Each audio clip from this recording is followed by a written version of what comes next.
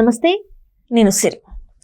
Cinema ఇండస్ట్రీలో అంటే సావిత్రి గారి తర్వాత అంతటి పేరు తెచ్చుకున్న నటి ఎవరంటే ఎప్పటికీ చెప్పుకునే పేరు సౌందర్య గారు.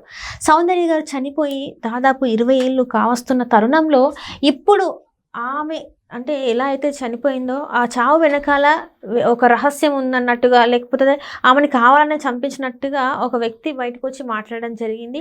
ఆ చంపించింది కూడా మోహన్ బాబు గారు అన్నట్టు కూడా తను చెప్పడం జరుగుతుంది. మరి ఇందులో ఎంతవరకు వాస్తవం ఉంది అనే అంశాన్ని మనకు తెలియజేయడానికి మనతో పాటు ఉన్నారు ప్రముఖ సినీ క్రిటిక్ దాసరి విజ్ఞాన్ గారు. నమస్కారం సార్.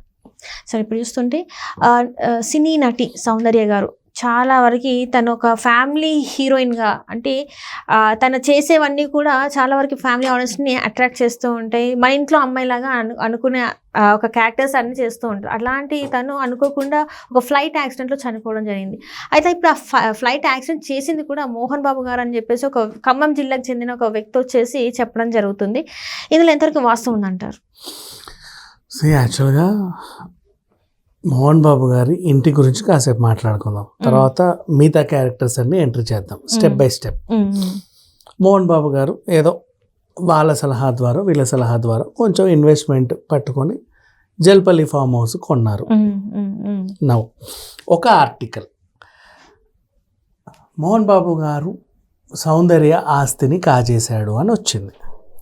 సరే, ఏంటా ఈ ఆర్టికల్ సారాంశం అని అనుకుంటే, మోహన్ బాబు గారిని సౌందర్య వచ్చి, మోహన్ బాబు గారు నా దగ్గర ఎక్కడ పెట్టుకోవాలో అర్థం కానంత డబ్బు ఉంది, ఏం చేయాలో నాకు అసలు అర్థం కావట్లేదు, ఎక్కడ ఇన్వెస్ట్ చేస్తే బాగుంటుంది, మీరైతే చాలా పెద్ద మనుషులు, మీరు ఇచ్చే సలహా చాలా బాగుంటుంది, నాకు ఒక అద్భుతమైన సలహా ఇస్తారా ప్లీజ్ అని అడిగితే, దాదా సౌందర్య అని ఇట్లా వేలు పట్టుకొని వెళ్ళి, ఇదిగో ఇదే నా ఫామ్ హౌస్, ఈ పక్కన ల్యాండ్ ఉంది, అది నువ్వు కొనుక్కో, నేను చెప్తే వాడు నీకు హాఫ్ రేట్గా ఇచ్చేసారు ఫ్రీ అని చెప్పగానే ఈవిడ వెళ్ళి కొనేసింది అది.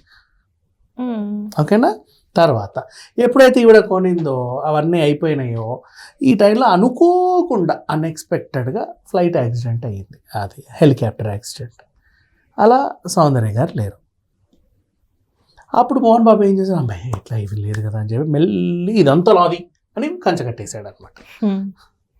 అలా సౌందర్య ఆశని మోహన్ బాబు దబ్బేశాడు. నెక్స్ట్, అసలు సౌందర్య ఈ ఫ్లాట్ కొన్న తర్వాత మోహన్ బాబు కన్ను పడింది. మోహన్ బాబే ఫ్లైట్ యాక్సిడెంట్, హెలికాప్టర్ యాక్సిడెంట్ చేయించి సౌందర్యం చంపేశాడు. మరి అంత పెద్ద ల్యాండ్ అది, దానికోసం. నెక్స్ట్, సౌందర్యకి ఇక్కడ మరి వీళ్ళ సౌందర్య తాలూకు ఎవరు రావట్లేదా? లేదు. సౌందర్యకి ఏంటంటే ఎక్కడెక్కడ ఏమేమి కొనిందో ఆవిడకే తెలియదు, కుటుంబ సభ్యులు తెలియకుండా అప్పుడప్పుడు కొంచెం దాచుకుంటారు కదా అక్కడ ఇక్కడ, ఎప్పటికైనా పనికి వస్తుంది అని. అలా దాచుకున్న తర్వాత ఈవిడ పోయింది. ఆవిడ అది ఎక్కడెక్కడ చెల్లా చెదురైపోయి పాపం ఫ్యామిలీకి ఈరోజు క్లెయిమ్ చేసుకోవడానికి ఆవిడ ఎక్కడేం కొనిందో వీళ్ళకి తెలియదు.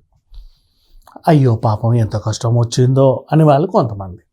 ఈ వార్తల్ని ఊకదంపుడు కొట్టుకుంటా రాసేవి కొన్ని వెబ్సైట్లు, అదే ప్రచారం చేస్తూ ముందుకు తీసుకెళ్తూ ఉంటే జనాలు పాపం అరుగు మీద కూర్చునే వాళ్ళకి, వైన్ షాప్ వెనకాల తాగే వాళ్ళకి వేరే టాపిక్లే ఉండవు కాబట్టి దీన్ని మాట్లాడుకొని నమ్మేసుకుంటారు, అంతే, నమ్ముకుంటారు ఖచ్చితంగా. ఓవరాల్గా జరిగిన కాన్సెప్ట్ ఇది. ఇప్పుడు వాస్తవంలో కొత్త సౌందర్య గారు చనిపోయింది 2004. ఇప్పటి వరకు ఎవరికి తెలియని ఒక వింత చెప్పట, ఏ వెబ్సైట్ వాడికి తెలియదు, ఏ వార్త చదివే గాడిదకి తెలియదు, మోహన్ బాబు గారి గురించి మాట్లాడే ఏ సుంటకి తెలియదు. జల్పల్లి ఫామ్ హౌస్ ఎప్పుడు కొనిందో తెలుసా? 2008, 2008 సౌందర్య గారు చనిపోయిన 4 సంవత్సరాల తర్వాత ఈయన ప్రాపర్టీ కొన్నారు. అసలు సౌందర్య గారికి నిజంగా శంషాబాద్ పరిసరాల్లో ప్రాపర్టీ ఏమైనా ఉందా లేదా కూడా మనకు తెలియదు ఇప్పటి వరకు. మోహన్ బాబు గారు కొన్న తర్వాత పక్కదాన్ని ఈవిడిదే, ఈయన దొబ్బేసాడు అని చెప్పి వార్తలు రాస్తున్నారు. This is what happened. And ఈ వాస్తవాన్ని తెలిసినా సరే బయటికి చెప్పరు, ఎందుకంటే మంచు మనోజు స్నేహితుడు కాబట్టి. ఆ పైలట్ రవీంద్ర ఏనేంటో, ఎందుకంటే ఆ పక్క స్థలం అయింది, ఇలా ఉన్న పక్క స్థలం, ఆ పక్క స్థలం ఇంకో మహానుభావుడిది, వాళ్ళు చెప్పట్ల. వాళ్ళ తర్వాత ఈయన కొన్నాడు. యాక్చువల్గా చెప్పాలంటే వీళ్ళకి అక్కడ ఇంకా ఎక్కువ ఉంది, ఈయన కంటే. వీళ్ళ డబ్బే చిన్న డబ్బా, ఈ డబ్బా కంటే పెద్ద ఒక ఊరు బట్టే అంత స్థలాలు కొన్న వాళ్ళు కూడా ఉన్నారు అక్కడ. ఈ వాస్తవం ఎవరికి తెలియదు. కానీ గట్టిగా అడగడానికి సౌందర్య గారు లేరు. లేదండి ఈ వార్త అబద్ధం అని అనడానికి కూడా ఇంట్లో వాళ్ళు రారు. వాళ్ళ హస్బెండ్ ఆల్రెడీ బయటకు వచ్చేసి చెప్పడం జరిగింది, ఈ వార్తలో ఎట్లాంటి వాస్తవం లేదు, ఎందుకంటే మాకు మా ఫ్యామిలీ ఫ్రెండ్ లాగా తను ఉన్నప్పుడు కూడా బాగా మాట్లాడారు, ఇదంతా ఫేక్ అన్నట్టుగా తన హస్బెండ్ అంటే సౌందర్య గారు చెప్తున్నారు. వీళ్ళు ఆయన కూడా కన్విన్స్ చేస్తారు. ఎలా, ఒరే ఒరే ఒరే ఒరే బాబా మీకు అసలు నిజంగా తెలియదు, మీరు మొన్న వచ్చారు సౌందర్య జీవితంలోకి పెళ్ళి అన్న పదంతో, కానీ అంతకుముందు సౌందర్య గారు ఎన్నెన్ని కోటలు కట్టి కూలబెట్టారో అది కూడబెట్టారో మీకు తెలియదు, మాకు తెలుసండి, మేము దగ్గరుండి చూసాం. మా సౌందర్య మా హీరోయిన్ పాపం ఎంతో కష్టపడి రూపాయి కూడబెట్టి అది కొనింది, ఇది కొనింది, ఈరోజు ఇవన్నీ వీళ్ళ కబ్జా చేశాడని వాళ్ళు చెప్పడం. అంటే నిజంగా తెలిసిన ఆయనకు కూడా వీళ్ళు ఇలా చెప్పడం అనమాట. కుటుంబ సభ్యులుగా వాళ్ళకి తెలియదు పాపం ఏమున్నా ఏమీ లేవనేది. ఎందుకు మాట్లాడుకోవడం, సైలెంట్గా ఉంటే బెటర్. నిజంగా ఉందనుకో మేము లేదని క్లెయిమ్ చేసుకుంటే పోద్దేమో, తెలియదు కదా. మా చెల్లి పిచ్చిది పాపం ఎక్కడెక్కడ ఏమేమి కొనిందో, నిజంగా అవే లేదండి మాకు అక్కడ ఏం లేదు అని ఇప్పుడు నేను చెప్పేస్తాను బహిరంగ ప్రకటన. ఓ రోజు నిజంగా అరే ఒకళ్ళు మనదే అని తెలిస్తే అప్పుడు వదులుకుంటే అమ్మవుతుంది కోట్ల ప్రాపర్టీ. మరి ఏం చేద్దాం, సైలెంట్గా ఉండండి, ఎవడి రాతలు వాడు రాసుకొని మీకెందుకు. అనకండి, అనకండి. అంటే సంబంధాలు తెగిపోతాయి, అంటే నిజంగా ఏదైనా ఉండి చేస్తే ఉన్నాయి. ఎందుకు వచ్చిన గొడవ చెప్పు, ఆ మూలక కూర్చోండి, అసలు ఏమీ తెలియనట్టు ఉంటే సరిపోతుంది అని వాళ్ళు. సో వాళ్ళెవరు బయటికి రావట్లేదు అంటే మళ్ళీ వీళ్ళు ఇంకో రియాక్షన్. మోహన్ బాబుకి చూశారు కదా, మోహన్ బాబు యూనివర్సిటీ దగ్గర ఉన్న రౌడీలు వాళ్ళంతా బాడీ గార్డ్స్, ఆ బౌన్సర్స్ అందరు వెళ్ళి వీళ్ళని బెదిరించండి, బయటికి వచ్చి చెప్పారో నోరికేస్తా ఒక్కొక్కడిని అని. అందుకు పాపం వాళ్ళు మాట్లాడట్లేదు మా ప్రాపర్టీ అండి అని. సో అంటే ఇప్పుడు 20 సంవత్సరాలు అవుతుంది. సరే ఆ వ్యక్తికి నిజాలు తెలిసి ఉంటే చనిపోయిన సంవత్సరానికో 2 సంవత్సరాలకు పోని 5 సంవత్సరాలకో బయటకు వచ్చి మాట్లాడచ్చు కదా. ఇప్పుడు వచ్చి సడన్ గా మాట్లాడడం ఏంటి అంటే తను ఫేమస్ అవ్వాలనుకుని మాట్లాడుతున్నాడా లేకపోతే ఇంకేదైనా? ఇప్పుడు ఒక అడ్రస్ లేని క్యారెక్టర్ బజార్కి ఎక్కింది, ఎవరబ్బా అడ్రస్ లేనోడు అంటే అది ఆడికి కూడా తెలియదు.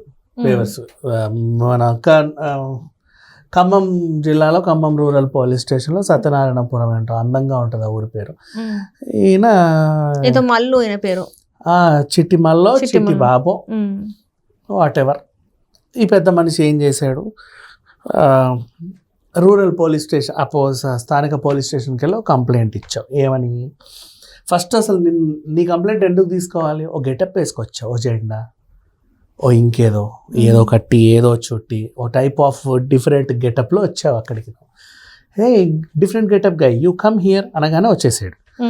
ఎందుకు ఈ డిఫరెంట్ గెటప్లో నువ్వు ఏం చేద్దాం అనుకున్నావు ఈరోజు మమ్మల్ని అంటే, నేను మోహన్ బాబు గారి మీద కంప్లైంట్ ఇచ్చేసి ఓ వావ్ దా కూర్చో పెట్టు, ఏమని పెడతావు, ఇది సంగతి. నేను చెప్పేది ఏమిటంటే, ఓ రోజు నువ్వు నిజంగా చూసి చేస్తే ఇలా చెప్పవచ్చు, 21 ఏళ్ల క్రితం అండి నేను చెంబట్టుకొని ఏటిగట్టు వీధికి వెళ్ళాను, గుట్ట మీద కూర్చున్నాను, ఇలా కూర్చుంటే అట్టట హెలికాప్టర్ పోతుంది ఇట్ట చూస్తున్నా, అనుకోకుండా ఒక పెద్ద మనిషి ఇంత పెద్ద తుపాకీ పట్టుకొని ఇట్లా నిల్చున్నాడు, అది ప్లాన్ చేస్తే మోహన్ బాబు, ఈయన దాన్ని కాల్చిన వెంటనే ఆ హెలికాప్టర్ ఇట్ట కూలి ఇట్లా నా ముందే పడింది, నేను ప్రత్యక్ష సాక్షిని నువ్వు చెప్పేసేస్తే కనీసం పిచ్చోడు నిజం చెప్పాడు అబద్ధం చెప్పాడు అని కేసు రాసుకోవచ్చు.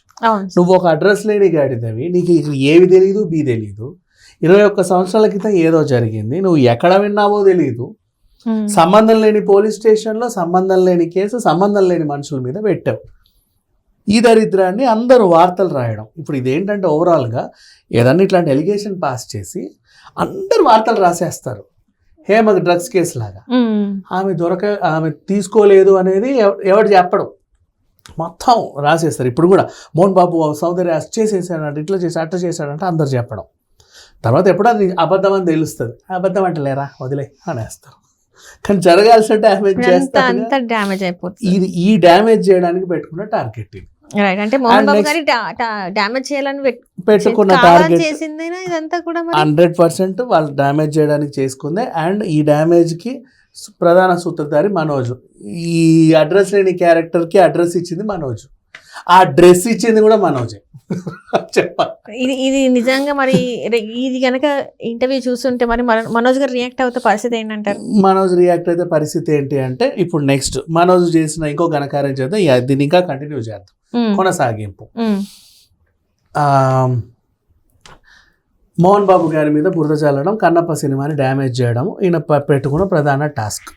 ఈ టాస్క్లో భాగంగా 2 ఎంచుకున్నాడు. మోహన్ బాబు గారి మీద బురద చల్లే కార్యక్రమం ఏమో ఈ అడ్రస్ లేని క్యారెక్టర్ ఇటు. కన్నప్పని డ్యామేజ్ చేసే విధంగా ఏం చేశారంటే భక్తి ఛానల్స్లో వీడియోలు చెప్తారు కదా మహాభారతం రామాయణాల్లో, వాళ్ళని నిలబెట్టి వాళ్ళతో కన్నప్ప డీకోడ్ చేయడం అనమాట. అసలు శివుడు ఇలా ఉంటాడు, కన్నప్ప శివుడు ఇలా ఉన్నాడు, అసలు పార్వతీదేవి ఇలా ఉంటుంది, కన్నప్ప పార్వతి ఇలా ఉంటుంది. అప్పట్లో ఇంకొకటి ఏంటంటే నేను చూసింది ఏంటంటే అసలు భక్తుడు అనేవాడు బొట్టే లేకుండా భక్తుడు ఏంటి, నిజంగా ఫస్ట్ చెప్పాలి అంటే కన్నప్ప అనే వ్యక్తి భక్తుడు కాదు. కొన్ని చేసిన తర్వాత తను భక్తుడు అయిన తర్వాత తను బొట్టు పెట్టుకుంటాడు. అది కూడా వాళ్ళకి తెలియట్లేదు, నాకు అర్థం కావట్లేదు. వీళ్ళ డీకోడేషన్ ఇది. అండ్ నెక్స్ట్ అసలు ఇదంతా జరిగింది నల్లమల అడవి, వీళ్ళు చూపించేది న్యూజిలాండ్ అడవి. అసలు అది శివలింగం ఇట్లా ఉండాలి, వీళ్ళు ఇట్లా పెట్టారు, శివుడు ఇట్లా ఉండాలి, వీళ్ళు ఇట్లా పెట్టారు. బ్రాస్లెట్ పెట్టుకున్నా కూడా ఆ టైంలో ఇలాంటి బ్రాస్లెట్లు ఉన్నాయి, అలాంటి బ్రాస్లెట్లు ఉన్నాయి. ఎగ్జాక్ట్లీ. ఈ A to Z అన్నీ కూడా మళ్ళీ అయ్యో పార్వతీదేవి చీరని కూడా వదిలేదమ్మా. ఆ బార్డర్ ఏదో సినిమాటిక్ లిబర్టీ అంటే ప్రేక్షకులకు అందంగా కనబడడానికి ఏదో తీసారు. సరే అవన్నీ తర్వాత మాట్లాడుతాం, out of syllabus. Zardozi work వచ్చింది. జరదోసి వర్క్ అప్పట్లో లేదు. ఈ ఎంబ్రాయిడరీ జరదోసి ఇప్పుడు ఎట్టొచ్చింది? అప్పుడు కంచిపట్టు కదా, నేసిన చీరలు, దేవుళ్ళకి అలా కట్టాలి ఇలా కట్టాలి, ఇన్ని పెట్టుకొని వచ్చారమ్మా. వీళ్ళు అవన్నీ వాళ్ళ మెయిన్ టాస్క్ ఏంటంటే కన్నప్ప చూడకండి, ఇది చరిత్రను వక్రీకరించిందని సింపుల్గా చెప్పే ప్రయత్నం అంతే. ఇలా కొంతమందిని వీళ్ళని ఇట్లాంటి క్యారెక్టర్ని ఇచ్చి ఇద్దరిని ఎట్ ఏ టైమ్ డ్యామేజ్ చేసే పని పెట్టుకున్నాడు మనోజ్. ఎందుకు ఇంత చిన్నగా చేశాడు? మనోజ్ తెలుసుకుంటే పెద్దగా చేయాలి కదా అంటే పెద్దగా చేయడానికి చిల్లర లేవు. ప్రజెంట్ ఉన్న చిల్లర అంతా తగలేసాడు. మన తిరుమల ట్రిప్పు, ఆ ట్రిప్పు, ఈ ట్రిప్పు అందరినీ పిలుచుకొచ్చి పెద్ద ఏదో హడావిడి చేసి అయిపోయింది.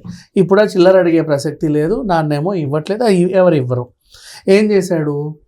హనుమాన్ నిర్మాత ఉన్నాడా నిరంజన్ రెడ్డి గారు, ఆయనకి ఒక సినిమా ఒప్పుకున్నాడు. ఆ సినిమా ఒప్పుకొని బర్త్డే పార్టీ అనో అదని ఇదనో కొంచెం చిల్లర ఇవ్వండి అడ్వాన్స్ అంటే, అరే నా హీరో నన్ను అడుగుతున్నాడు, ఇదిగో అయ్యా కొంచెం డబ్బులు ఇచ్చాడు. ఆ డబ్బులు తీసుకున్నప్పటి నుంచి నువ్వు రెస్పాన్సిబుల్గా షూటింగ్కి రావట్లా. ఏమైనా నువ్వు షూటింగ్కి ఎందుకు రావట్లేదు, మరి ఎప్పుడు పెట్టే అది మీ కథ ఏదైతే ఉందో అది యాక్చువల్గా ఇట్ట ఉంది, దాన్ని ఇట్టుంటే భలే ఉంటుంది, ఆ మార్పులు చేర్పులు చేయండి. సరే చూద్దాం వస్తా పెట్టేసి. ఆయనకి ఏం చెప్పాలి, ఎక్కడ చెప్పాలి అర్థం కావట్లా. పోనీ మా అసోసియేషన్లో కంప్లైంట్ ఇద్దామా? ప్రెసిడెంట్ వీళ్ళు అన్నే కాబట్టి మా అన్న కావాలనే నా మీద వేయించాడు అని కొత్త డ్రామా ఆడతాడు. అట్లా లేని పరిస్థితి. పోనీ ప్రొడ్యూసర్ కౌన్సిల్లో వేద్దామా? మా నాన్న ఆల్రెడీ నిర్మాత కాబట్టి మోహన్ బాబు గారే చేయించాడని మళ్ళీ ఇంకోటి అంటాడు. అరే ఎటెళ్ళినా చెప్పుకోలేని పరిస్థితి. నాకేమో అన్యాయం జరుగుతుంది, ఏం చేయాలా అని చెప్పి ఈరోజు నిన్న కూడా బాధపడ్డాడు, రేపు కూడా బాధపడతాడు. ఇది ఇంకా ఎవరికి తెలియదు, బయటికి రాలేదు, నోరిప్పి చెప్పలా. సన్నిహిత వర్గాల నుంచి అందిన వార్త. రేపు మాపు ఆయన కంప్లైంట్ ఇచ్చే ఇదిలో ఉన్నాడు. నెక్స్ట్ ఇంకొకటి, మనోజ్ ఏంటి సడన్గా సైలెంట్ అయిపోయాడు? దానికి కూడా కారణం ఉంది. భైరవ్ అంటే మూతి వాచేలా తంతే సైలెంట్ అయ్యాడు. ఎందుకు అంటే బాబు ఇప్పుడు భైరవం అనే సినిమా 3 హీరోలతో అప్పుడెప్పుడో శంభో తర్వాత అత్యంత ప్రతిష్టాత్మకంగా వచ్చింది. మధ్యలో 3 హీరోల సినిమాలు బోల్డ్ అన్నీ ఉన్నా దీని బరువు వేరు. Nara Rohit after long time he need something. పైగా పాపం వాళ్ళ ప్రభుత్వం ఉంది, ఆయన ఎలక్షన్ టైంలో బాగా కష్టపడి వాళ్ళ ప్రభుత్వం ఉంది. ఈ టైంలో ఆయనకున్న ఇన్ఫ్లుయెన్స్ కనీసం భైరవంకి ఏం చేయొచ్చు? 4 థియేటర్లు ఎక్స్ట్రా ఇప్పించుకోవచ్చు, లేదా ఒక షో అడిషనల్ కూడా ఇప్పించుకోవచ్చు అడిగి. మన వాళ్ళు ఉన్నారు కాబట్టి ఓ ధైర్యం. సో నారా రోహిత్ వల్ల నాకేదో ఒరుగుద్దని నిర్మాత చాలా హ్యాపీగా ఉన్నాడు. ఆయన కూడా ఈ సినిమా నా కెరీర్కి చాలా ఇంపార్టెంట్ అని ఉన్నాడు. బెల్లంకొండ పిల్లోడు పర్ఫార్మెన్స్ బాగా రగతీశాడు పాపం. మన ఛత్రపతి అక్కడ ఫ్లాప్ అయినప్పటికి కూడా ఏమాత్రం నిరాశ చెందకుండా ఆ క్లైమాక్స్ ఇట్లా అనడం, ఆ పూనకం తెచ్చుకోవడం మనం చూసాం కదా, అవన్నీ కూడా బాగా చేసేసరికి ఆయన కూడా పైగా వాళ్ళ నాన్న కూడా మంచి ఇదిగా ఉన్నాడు. ఈ సినిమాతో మా కొడుకు నెక్స్ట్ స్టెప్కి వెళ్తాడేమో అని. ఆ ప్రొడ్యూసర్ కూడా అరే 3 మంచి హీరోలను పెట్టుకున్నాడు, నాకు అంతా బాగుంది అనే టైంలో మనోజ్ వెళ్ళి పెంట పెట్టుకుంటున్నాడు. అటు మోహన్ బాబుతో, ఇటు వాళ్ళ అన్నతో, అటు కన్నప్పతో. వాళ్ళకి సంబంధించిన వాళ్ళు ఎవరైనా వచ్చి నా సినిమాని కూడా ఇబ్బంది పెట్టవచ్చు అంతేగా కదా. అప్పుడు ఇతని వల్ల నాకు మైనస్ ఎందుకు కావాలి?